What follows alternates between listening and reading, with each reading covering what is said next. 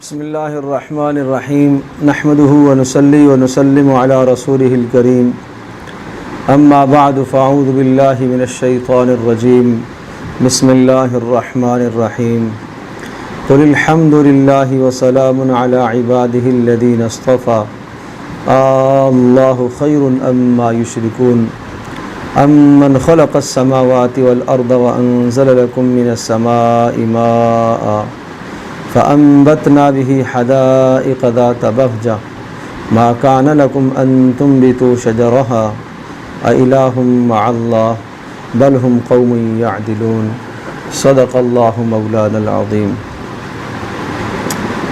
20ویں سپارے کے شروع میں سورۃ النمل کا کچھ حصہ ہے۔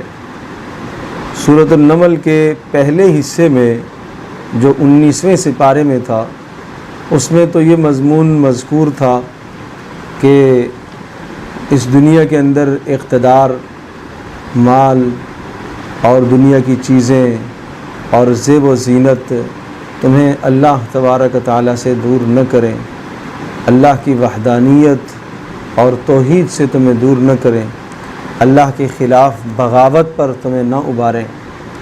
حضرت سلیمان علیہ السلام کا تذکرہ تھا، داؤد علیہ السلام کا تذکرہ تھا کہ باوجود سلطنت اور بادشاہت اور دنیا کی ہر چیز اور ہر ساز و سامان کے باوجود بھی انہوں نے اللہ کا شکر ادا کیا اور اللہ تبارک تعالیٰ کی وحدانیت اور توحید کے قائل رہے، اور اللہ پاک کی وحدانیت اور توحید کو لوگوں تک پہنچاتے رہے، اور جب بھی کوئی نعمت ملتی تو اس نعمت کے نتیجے میں یہ کہتے کہ یہ اللہ کا فضل ہے، یہ اللہ کا احسان ہے۔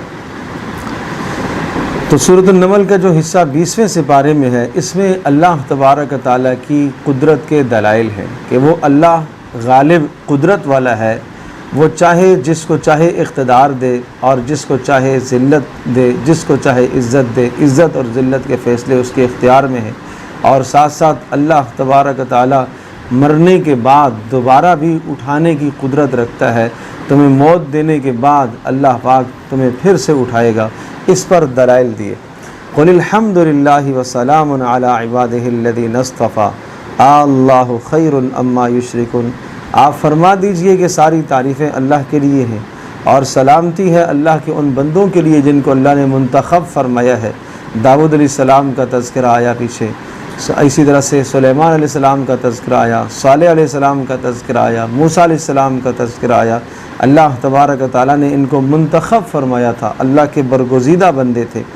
اللہ خیر اما یشرکون، کیا ایک اللہ تبارک تعالیٰ تمہاری مدد کرنے کے لیے وہ بہتر ہے یا جن چیزوں کو تم اللہ کے ساتھ شریک ٹھہراتے ہو؟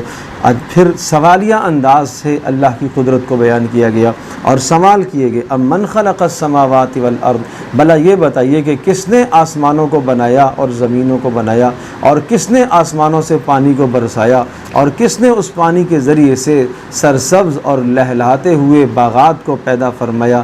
تم تو ایک درخت بھی نہیں پیدا کر سکتے تھے۔ اِلٰہٌ مع اللہ، کیا اللہ کے ساتھ کوئی اور شریک ہے جو یہ کام کر سکتا ہے؟ یہ کام تو اکیلے اللہ نے کیے، تو پھر بندگی کے لائق بھی اللہ ہی ہے۔ پھر اس دنیا میں تمہاری مشکل اور پریشانی کو حل کرنے والا اور دور کرنے والا بھی اللہ ہی۔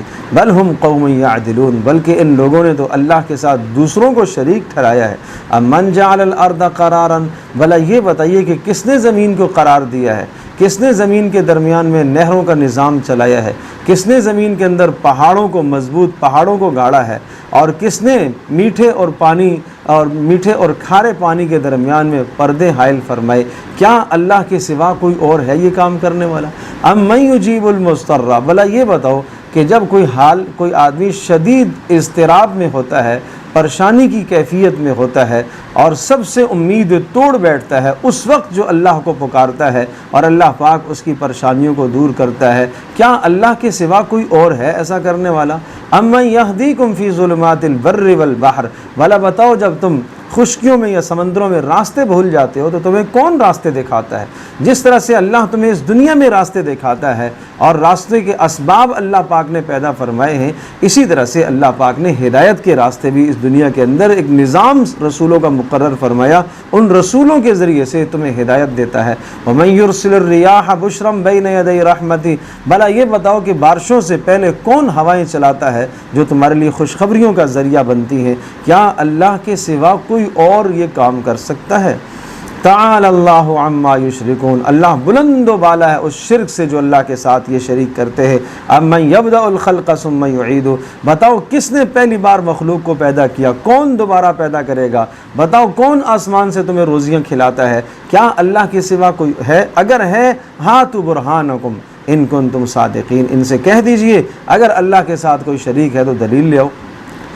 قل لا يعلم من في السماوات والارض الغیب الا اللہ، آسمان اور زمین کا علم سارا اللہ کے پاس ہے، اللہ پاک کا علم بھی کامل، اس کی قدرت بھی کامل۔ یہ یوں کہتے ہیں کہ جب ہم ریزہ ریزہ ہو جائیں گے، مٹی ہو جائیں گے، ذرے ہو جائیں گے، کیا ہمیں دوبارہ اٹھایا جائے گا؟ کیوں نہیں، ضرور اٹھایا جائے گا۔ قل سیروا فی الارض فانظروا کیف کان عاقبۃ المجرمین، آپ دیکھیے زمین میں، چلیے پھریے اور گزشتہ اقوام کے حالات کو دیکھیے، کھنڈرات کو دیکھیے اور ان سے عبرت حاصل کیجیے۔ یہ پوچھتے ہیں کہ عذاب کب آئے گا؟ انہیں بتا دیجئے بہت جلدی آنے والا ہے۔ ہاں، اللہ تبارک تعالیٰ فضل فرمانے والا ہے کہ وہ عذاب میں تاخیر کیے ہوئے ہے، تمہیں اس نے مہلت دی ہوئی ہے۔ باقی رسول پاک صلی اللہ علیہ وسلم کو پھر تسلی ہے، اِنَّكَ لَا تُسْمِعُ الْمَوْتَى وَلَا تُسْمِعُ الصُّمَّ الدُّعَاءَ إِذَا وَلَّوْا مُدْبِرِينَ، جو آدمی کانوں سے بہرا ہو چکا ہے، عقل سے فارغ ہو چکا ہے، اس کی مثال اندھے کی سی ہے، اس کی مثال بہرے کی سی ہے۔ جو اندھا ہو بھلا، جو بہرا ہو، اس کو کون راہ دکھا سکتا ہے؟ تو اسی طرح سے قرآن مجید سے جو لوگ بہرے بن جاتے ہیں اور ہدایت رسول سے، نبی علیہ الصلوۃ والسلام کی تعلیمات سے جو بہرے بن جاتے ہیں، انہیں آپ ہدایت نہیں دے سکتے۔ اور پھر آخرت کے مناظر ذکر فرمائے، وَيَوْمَ يُنفَخُ فِي الصُّورِ فَفَزِعَ مَن فِي السَّمَاوَاتِ وَمَن فِي الْأَرْضِ إِلَّا مَن شَاءَ اللَّهُ، جس دن سور پھونکا جائے گا، آسمان اور زمین میں جتنے بھی رہنے والے ہیں سب پر فنا ہے، سب پر موت ہے، اور سب کے سب اللہ کے سامنے جمع ہوں گے۔ وَتَرَى الْجِبَالَ تَحْسَبُهَا جَامِدَةً وَهِيَ تَمُرُّ مَرَّ السَّحَابِ، اور یہ پہاڑ جو بلند و بالا پہاڑ اور مضبوط اور زمین کی تہوں تک ان کی جڑیں پہنچی ہوئی ہیں، قیامت کے اندر یہ پہاڑ بھی ذروں کی طرح یہ گردش کرنے لگیں گے۔ صنع اللہ الذی اتقن کل شیء، کیا ہی اللہ کی مضبوط ترین تخلیق ہے، لیکن یہ مضبوط تخلیق بھی قیامت کے دن جب اللہ چاہے گا اسے توڑ دے گا۔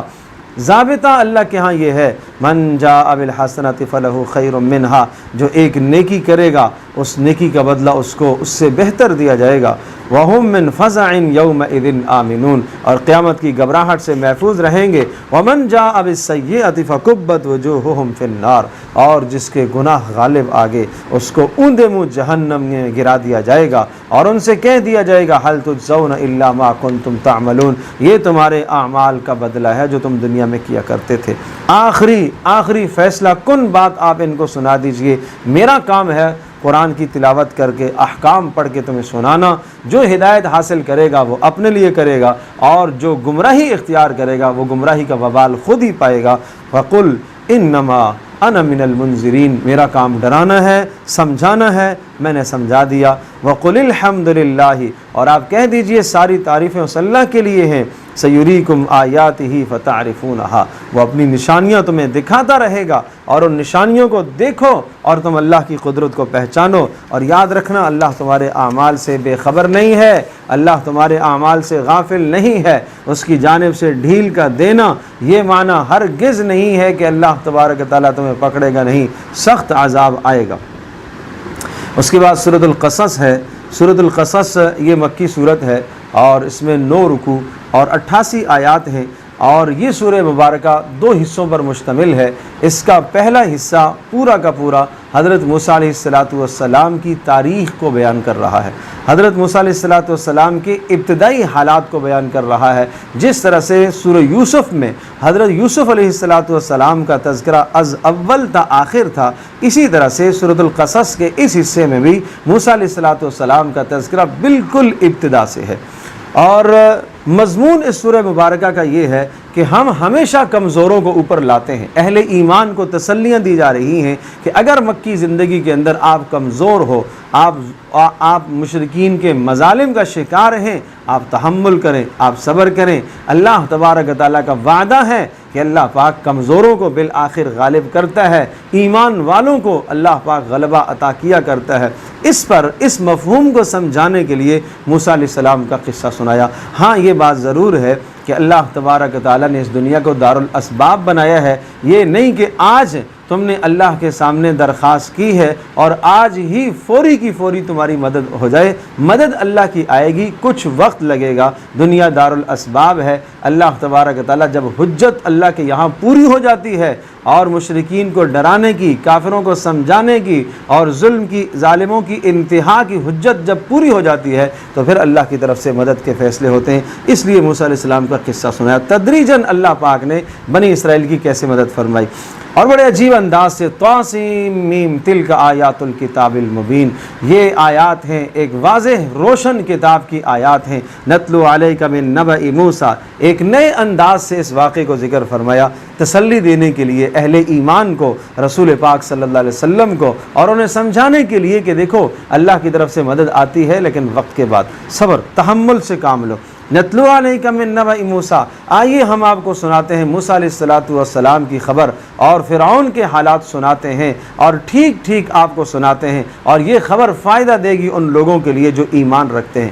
کیا خبر ہے؟ ان فرعون علا فی الارض، فرعون زمین پر سرکش ہو گیا تھا، جیسا کہ مشرکین عرب اسلام کے خلاف دندناتے پھرتے ہیں، سرکشی اختیار کیے ہوئے ہیں، اور وجعل اہلها شیعا یستضعف طائفة منہم یذبح ابناءہم ویستحیی نساءہم، جس طرح سے فرعون نے دو طبقے بنا رکھے تھے، ایک کمزور طبقہ جو بنی اسرائیل تھے اور ایک اس کی اپنی قوم کو وہ نوازتا تھا اور ان کمزوروں پر ظلم اور زیادتیاں ڈھاتا تھا۔ یہی حال مشرکین عرب کا بھی تھا، مسلمانوں کے ساتھ بڑے بدترین اور امتیازی سلوک اور اپنوں کو نوازنا، تو اسی منظر کو سمجھایا گیا۔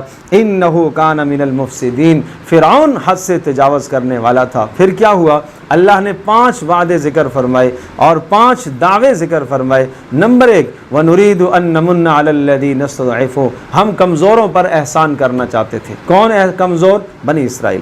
نمبر 2، وَنَجْعَلَهُمْ أَئِمَّةً، ہم ان کو امام بنانا چاہتے تھے، پیشوا اور راہبر رہنما بنانا چاہتے تھے۔ نمبر 3، وَنَجْعَلَهُمُ الْوَارِثِينَ، ہم ان کو ارض مصر کی وراثت دینا چاہتے تھے، ان کو حکومت دینا چاہتے تھے۔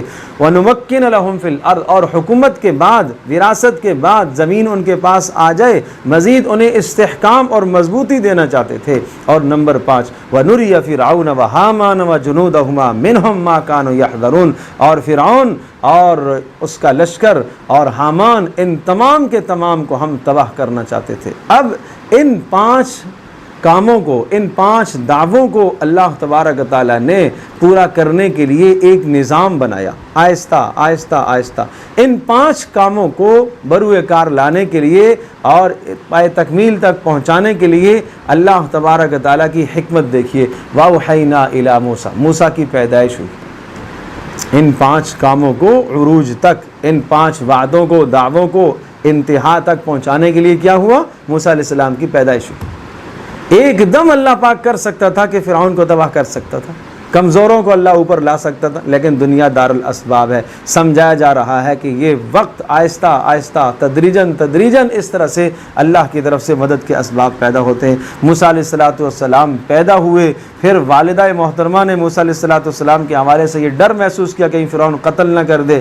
اللہ نے موسیٰ علیہ السلام کی والدہ کو حکم دیا کہ ایک صندوقچے میں بند کرو اور دریا کے سپرد کر دو، اور اسے اٹھائے گا کون؟ جو اس کا دشمن ہے، میرا دشمن ہے، یعنی فرعون اسے اٹھائے گا۔ اور چنانچہ موسیٰ علیہ السلام فرعون کے محل میں پہنچ گئے، وہاں تربیت کا سلسلہ شروع ہوا۔ اللہ نے واپس والدہ کی طرف بھی لایا، اور والدہ فرعون کے محل میں جا کر تربیت کر رہی اور دودھ پلا رہی اور دکھا رہی اور اپنے گھر میں لے آتی۔ یہ اللہ کا احسان تھا۔ اور وَلَمَّا بَلَغَ أَشُدَّهُ وَاسْتَوَىٰ آتَيْنَاهُ حُكْمًا وَعِلْمًا، موسیٰ علیہ السلام جوانی کو پہنچے، اللہ نے فہم اور فراست اور علم عطا فرمایا، اور پھر موسیٰ علیہ السلام 30 سال یہاں رہنے کے بعد پھر مدین چلے گئے۔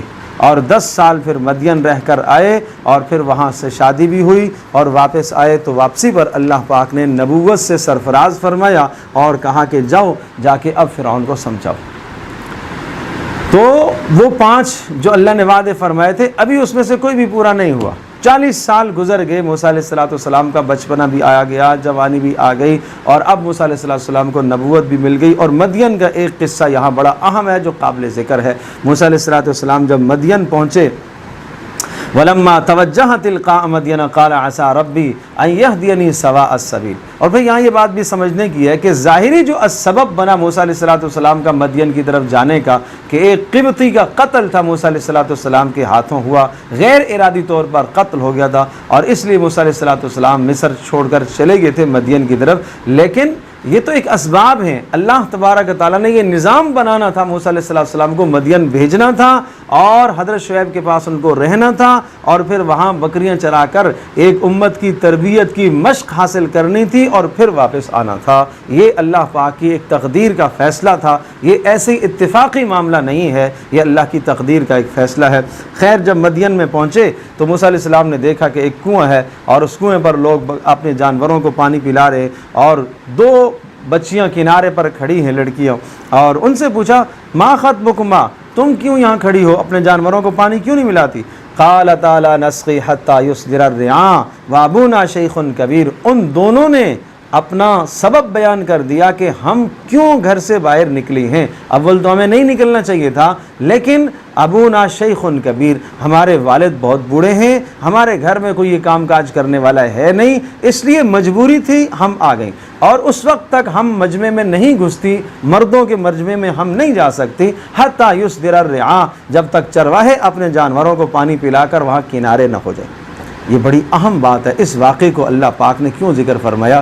ایک عورت کی عفت اور پاک دامنی کا تقاضا یہ ہے کہ وہ مردوں کے ساتھ اختلاط نہ کرے، وہ مخلوط مجمع کے اندر نہ داخل ہو۔ عورت کا نظام الگ ہے، نظام زندگی الگ ہے، مرد کا نظام زندگی الگ ہے، وہ مردوں کے شانہ بشانہ ہر جگہ نہ، یعنی عفت اور پاک دامنی کا لحاظ رکھا جائے۔ فَسَقَىٰ لَهُمَا ثُمَّ تَوَلَّىٰ إِلَى الظِّلِّ، موسیٰ علیہ السلام نے ان کے جانوروں کو، ان لڑکیوں کے جانوروں کو پانی پلایا اور اللہ سے دعا مانگی، رب انی لما انزلت الی من خیر فقیر، اے اللہ میں مصر سے یہاں آ گیا ہوں، اب مجھے یہاں ٹھکانا بھی چاہیے، مجھے کھانے کے اسباب بھی چاہیے، مجھے رہائش کے اسباب بھی چاہیے، اے اللہ جو بھی تو دے گا میں اس کا محتاج ہوں۔ یہ موسیٰ علیہ السلام کی دعا تھی۔ فَجَاءَتْهُ إِحْدَاهُمَا تَمْشِي عَلَى اسْتِحْيَاءٍ، قرآن پھر اس عورت کی بات کو نقل کرتا ہے اور اس کے چلنے کے انداز کو قرآن نقل کرتا ہے کہ ان 2 جوان بچیوں میں سے، لڑکیوں میں سے ایک آئی اور تمشی علی استحیاء، مکمل حیا بن کر چل رہی تھی۔ یہ عورت کا کام ہے کہ جب وہ اگر اپنی مجبوری کے لیے، اپنی ضرورت کے لیے گھر سے باہر نکلتی ہے تو حیا کا پیکر بن کر چلے۔ اور قالت، تو ایک تو اس کا عمل نقل کیا کہ کس طرح سے چل رہی تھی، دوسرا اس کا قول نقل کیا، ان ابی یدعوک، میرے ابا آپ کو بلا رہے ہیں، کیوں؟ لیجزیک اجر ما سقیت لنا، جو آپ نے ہمارے جانوروں کو پانی پلایا ہے وہ اس کی اجرت دینا چاہتے ہیں۔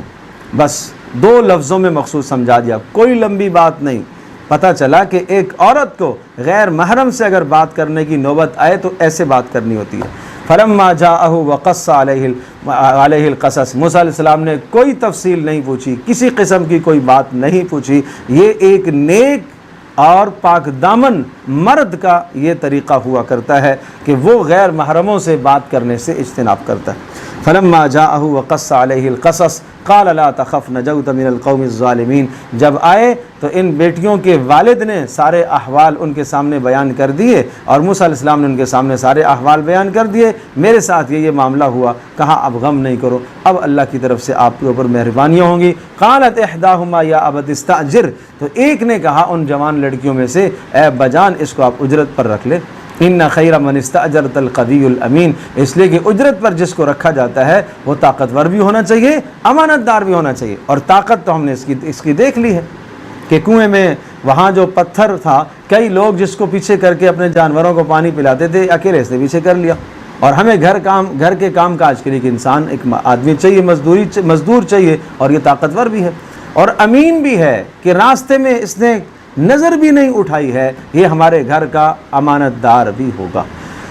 تو قال انی اريد ان انکحک احدی ابنتی ہاتین علی ان تاجرنی ثمانیہ حجج.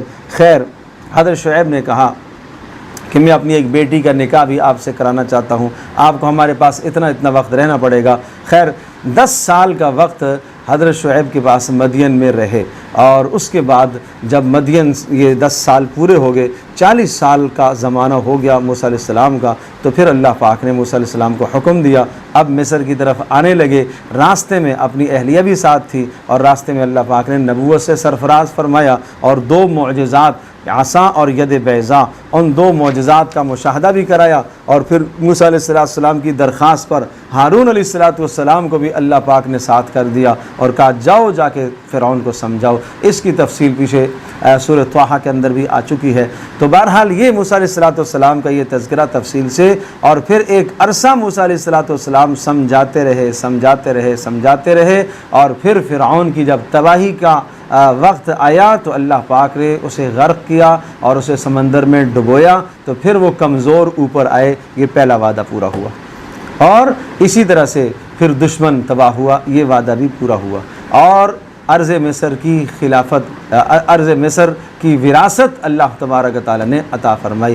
استحکام پھر بعد میں جا کے حاصل ہوا تھا. حضرت موسیٰ علیہ السلام کا بھی انتقال ہو گیا، ہارون علیہ السلام کا بھی انتقال ہوا، اور مکمل پھر بنی اسرائیل کو استحکام جو حاصل ہوا تھا وہ یوشع علیہ السلام کے زمانے میں حاصل ہوا تھا. اور وہ موسیٰ علیہ السلام کے بعد کے جو پیغمبر تھے حضرت یوشع علیہ السلام، تو اتنا طویل زمانہ اس طرح سے گزرتا ہے. تو یہ اہل مکہ یعنی رسول پاک صلی اللہ تعالی علیہ وسلم پر ایمان لانے والے صحابہ کرام رضی اللہ عنہم اجمعین کو سمجھایا گیا اللہ کا وعدہ ہے، اللہ کمزوروں کو اوپر لاتا ہے لیکن کچھ وقت لگتا ہے، یہ دنیا دار الاسباب ہے. پھر اسی طرح سے سمجھایا کہ آپ لوگوں کی ہدایت کے در پہ ہو رہے، جس کو اللہ چاہے گا ہدایت دے گا، آپ کا کام ہے صرف سمجھا دینا. یہ دوسرے حصے میں سورۃ القصص کے دوسرے حصے میں یہ مضمون مذکور ہے کہ جو ایمان لائے ہیں ان کا اپنا نصیب ہے، جو نہیں لائے وہ اپنے لیے بربادی ان کا مقدر بن رہی ہے. لہٰذا آپ کا کام ہے سمجھا دینا. اور پھر اللہ کی قدرت کے دلائل،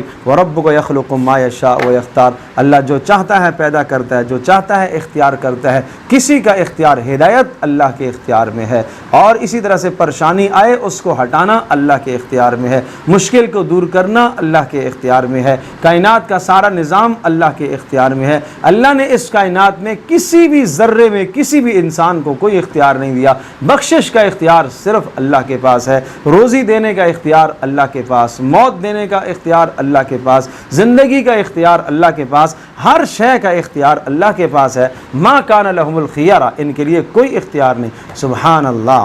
اور یہ جو اختیار اللہ کے علاوہ کسی اور کے لیے بیان کرتے ہیں، اللہ بلند و بالا ہے اس بات سے کہ اللہ نے کسی اور کو اختیار دیا ہو. اور تم دیکھتے نہیں ہو، قل ارأیتم ان جعل اللہ علیکم اللیل سرمدا، اگر اللہ تبارک و تعالی رات کو ایک جگہ پر ٹھہرا دے تو بتاؤ من یأتیکم، کون ہے من، اگر اللہ تبارک و تعالی رات کو ٹھہرا دے قیامت تک تو پھر کیا ہے، من الہ غیر اللہ، کون ہے اللہ کے سوا، یاتیکم بضیاء، جو تمہارے لیے روشنی لے کر آئے گا. افلا تسمعون، تم سمجھتے نہیں ہو ان باتوں کو، سنتے نہیں ہو. یہ اتنے بڑے دلائل. قل ارأیتم ان جعل اللہ علیکم النہار سرمدا الی یوم القیامہ، اللہ اگر سورج کو بیچ میں کھڑا کر دے اور سورج کو غروب نہ ہونے دے، من الہ غیر اللہ یاتیکم بلیل تسکنون فی، اللہ کے سوا کون ہے جو رات لائے گا جس میں تم سکون اختیار کرتے ہو، آرام کرتے ہو. یہ اللہ کی رحمت کو سمجھو.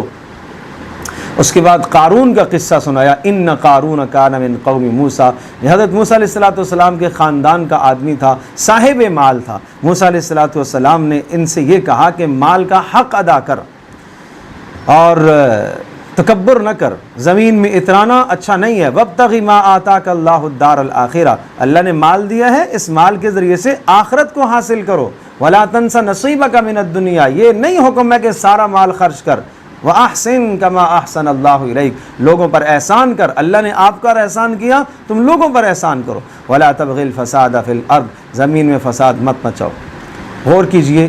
نمبر 1 لا تفرح، اترانا اچھا نہیں ہوتا. نمبر 2 اس مال کے ذریعے سے آخرت کو حاصل کرو. نمبر 3 اپنا حصہ بھی مال میں رکھ لو. نمبر 4 مال کے ذریعے سے لوگوں پر احسان کرو. اور نمبر 5 زمین میں فساد مت پھیلاؤ، اللہ فسادیوں کو پسند نہیں کرتا. یہ 5 باتیں اس صاحب مال، اس مالدار متمول آدمی کو موسیٰ علیہ السلام کی طرف سے یہ باتیں اس کے پاس پہنچی۔ اب کیا کہنے لگا؟ انما اوتیتہ علی علم عندی، یہ مال تو کہہ رہا ہے اللہ کا احسان ہے، یہ تو میرا کمال ہے، یہ تو میری محنت کا نتیجہ ہے، میں کماتا ہوں، میں محنت کرتا ہوں، میری محنت کا نتیجہ ہے۔ آج کا بھی صاحب مال اگر یہ جذبہ رکھتا ہے، یہ سوچتا ہے کہ یہ میرا کاروبار، یہ میری محنت کا نتیجہ ہے، یہ میرا کاروبار میرا ہے، یہ میری صلاحیت ہے، اللہ کی طرف اسے نہ لے کے جائے، اسے اللہ کا فضل نہ سمجھے، تو اس کی بھی وہی سوچ ہے جو قارون کی سوچ ہے۔ یہ سوچ نہیں ہونی چاہیے۔ مسلمان آدمی اسے جو بھی نعمت ملتی ہے وہ یوں کہا کرتا ہے یہ میرے اللہ کا فضل ہے، یہ میرے اللہ کا احسان ہے۔ ہوا پھر کیا؟ اولم یعلم، اس بات کو نہیں جانتا کہ کتنے اس سے پہلے تباہ اور برباد ہو چکے۔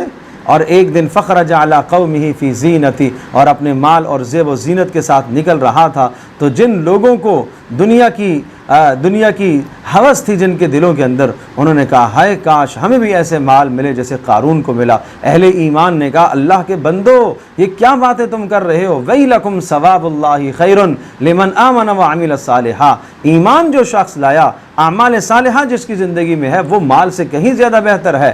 اچانک فخسفنا بہ وبدارہ الارض، اللہ پاک نے قارون کو مال سمیت اور اس کے لشکر سمیت زمین میں دھنسا دیا۔ قرآن کہتا ہے فما کان لہ من فئۃ ینصرونہ من دون اللہ، آج کوئی بھی اس کی مدد کرنے والا نہیں تھا۔ اور جنہوں نے گزشتہ کل للچائی نظروں سے دیکھا تھا اور انہوں نے یوں کہا تھا ہائے کاش ہمیں بھی ایسا مال مل جائے، آج وہ نادم اور شرمندہ ہو گئے کہ ہاں ہمیں اب بات سمجھ میں آئی ہے کہ مال انسان کو ہلاکت سے نہیں بچا سکتا، دنیا کا اقتدار نہیں بچا سکتا۔ تلک الدار الآخرہ نجعلها للذین لا یریدون علوا، ہم آخرت اس کو دیں گے جو اس دنیا کے اندر تکبر نہ کرے، جو فسادی نہ ہو، اور بہتر انجام تو نیکوکاروں کا ہوتا ہے۔ ان الذی فرض علیک القرآن، رسول پاک صلی اللہ علیہ وسلم کو پھر تسلی دی، جس پروردگار نے آپ پر قرآن نازل کیا ہے، لرادک الی معاد، ایک وقت آئے گا اللہ آپ کو واپس مکہ میں لوٹائے گا۔ چنانچہ رسول پاک صلی اللہ علیہ وسلم کو اللہ پاک نے ہجرت کا حکم دیا، اور پھر جب مکہ فتح ہوا تو آپ علیہ السلام واپس آئے، اور یہ حال اسی طرح سے ہوا۔ موسیٰ علیہ السلام کو مصر سے جانا پڑا مدین، اور بالآخر اللہ پاک نے موسیٰ علیہ السلام کو واپس لوٹایا۔ اس کے بعد سورۃ العنکبوت ہے۔ الف لام میم احسب الناس ان یترکوا ان یقولوا آمنا وهم لا یفتنون، یہ سورۃ العنکبوت ہے۔ اور سورۃ العنکبوت کا مضمون اور موضوع یہ ہے کہ اہل ایمان پر اس دنیا میں مصائب آئیں گے اور آتے رہیں گے، گزشتہ اقوام پر بھی آئے ہیں، اور جو اہل ایمان تھے ان پر بھی سخت سے سخت مصائب آئے، یہاں تک کہ انبیاء پر بھی آئے۔ اشد البلاء الانبیاء ثم الامثل ثم الامثل، سب سے زیادہ مصائب اس دنیا میں نبیوں پر آیا کرتے ہیں، پھر جو نبیوں کے قریب ہوتا ہے ان پر، پھر جو اور قریب ہوتا ہے ان پر، تو سب سے زیادہ مصائب تو انبیاء پر آتے ہیں۔ یہ اس وقت کی بات ہے، یہ مکی دور کی بات ہے کہ جب مشرکین نے رسول اکرم صلی اللہ علیہ وسلم پر ایمان لانے والے صحابہ کرام رضی اللہ عنہم اجمعین پر مصائب کے پہاڑ توڑنا شروع کر دیے، اور انتہا ہو گئی۔ جو شخص ایمان لاتا اور اسے دوپہر کی تپتی دھوپ میں لٹا دیا جاتا اور اس کے اوپر پتھر رکھ دیے جاتے، اور اسی طرح سے انگاروں کو جلا کر اس کے اوپر انہیں لٹا دیا جاتا، اور لوہے کی سلاخیں گرم کر کے جسموں کے ساتھ لگائی جاتی، داغے جاتے، کسی نہ کسی طرح سے یہ ایمان سے پھر جائے، کسی نہ کسی طرح یہ اسلام کو چھوڑ دیں اور محمد صلی اللہ علیہ وسلم کا کلمہ چھوڑ دیں۔ آپ علیہ السلام کے پاس صحابہ کرام رضی اللہ عنہم اجمعین آئے۔ حضرت خباب رضی اللہ تعالیٰ کہ اللہ کے رسول یہاں تک نوبت پہنچ آئی ہے، اتنے سخت حالات آ گئے ہیں، آپ دعا فرمائیں اللہ پاک ان پریشانیوں سے ہمیں نجات دلائے۔ آپ علیہ السلام حرم میں تشریف فرما تھے، بیت اللہ کے پاس بیٹھے ہوئے تھے، آپ علیہ السلام ٹیک لگائے ہوئے تھے، سیدھے ہو کے رسول پاک صلی اللہ علیہ وسلم بیٹھ گئے، اور اسی موقع پر پھر یہ صورت نازل ہوئی کہ آپ الف لام میم احسب الناس ان یترکوا ان یقولوا آمنا وهم لا یفتنون، کیا یہ لوگ یہ گمان کر بیٹھے ہیں کہ صرف ان یترکوا ان یقولوا آمنا کہنے سے جان چھوٹ جائے گی، آمنا کہنے سے ان کا اسلام قبول کر لیا جائے گا، وهم لا یفتنون، آزمائے نہیں جائیں گے، مصائب نہیں آئیں گی ان پر۔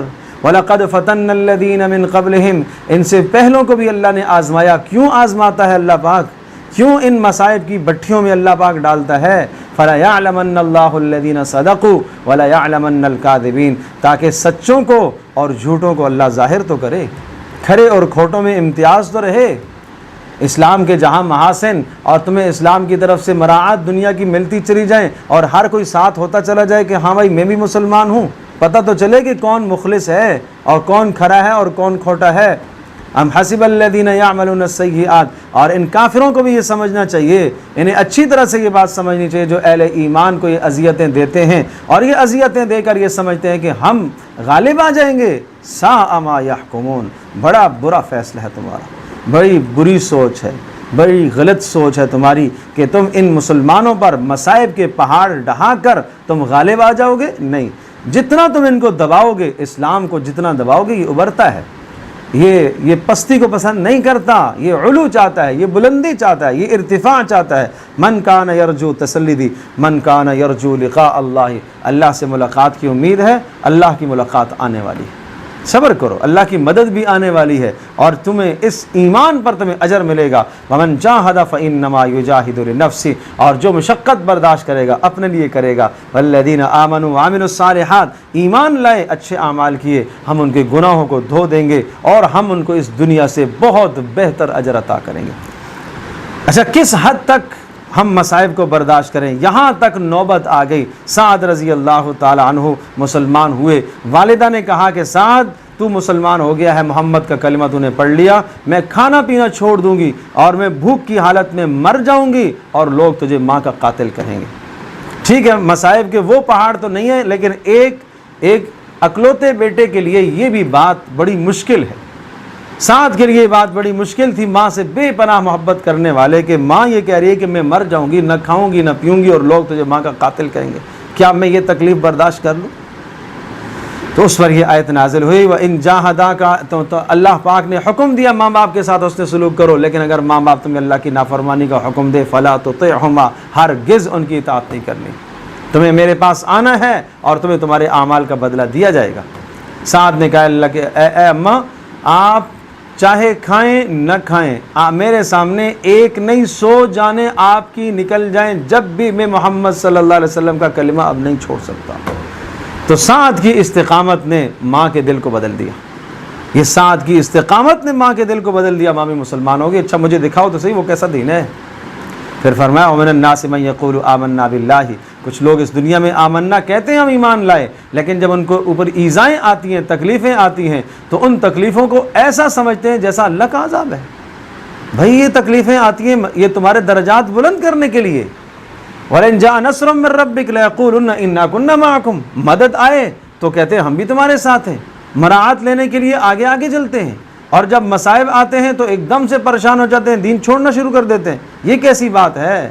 فَلَيَعْلَمَنَّ اللَّهُ الَّذِينَ آمَنُوا وَلَيَعْلَمَنَّ الْمُنَافِقِينَ، اللہ اچھے اور بروں میں تمیز کرے گا۔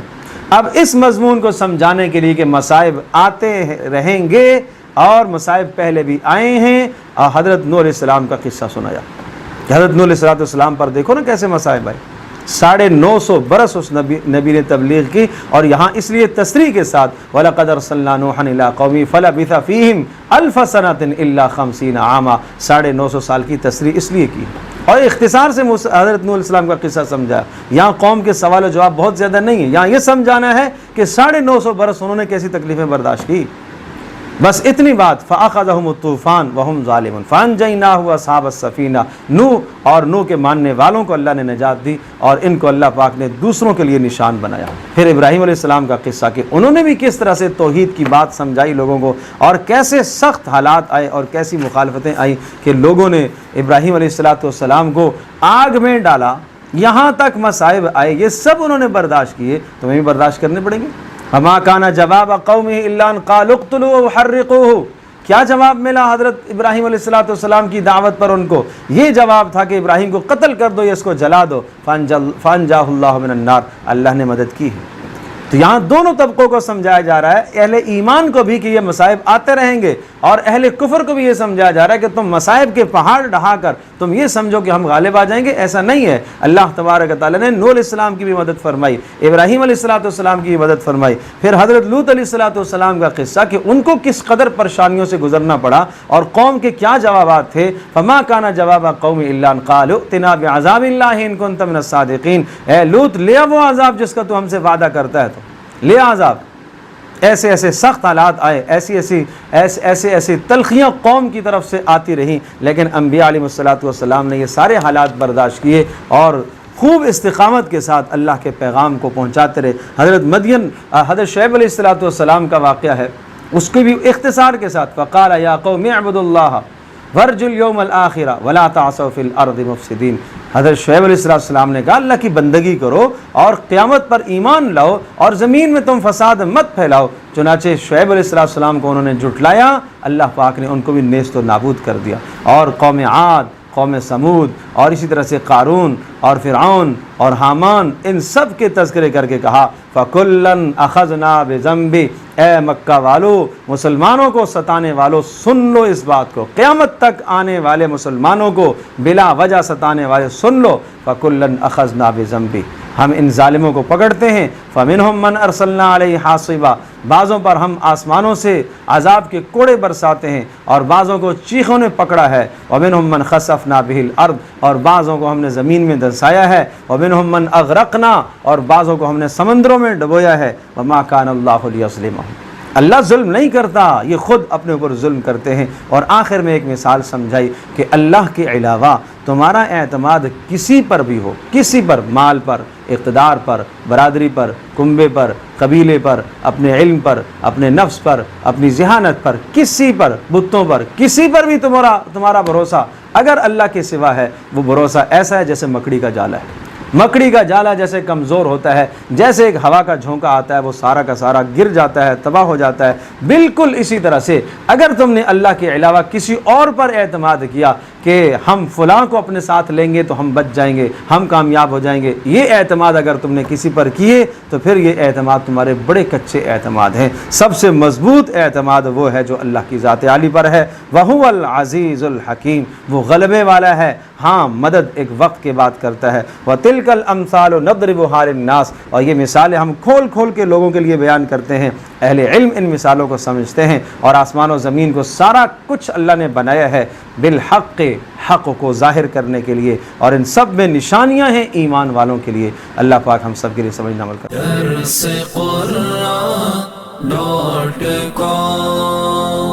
www.darsequran.com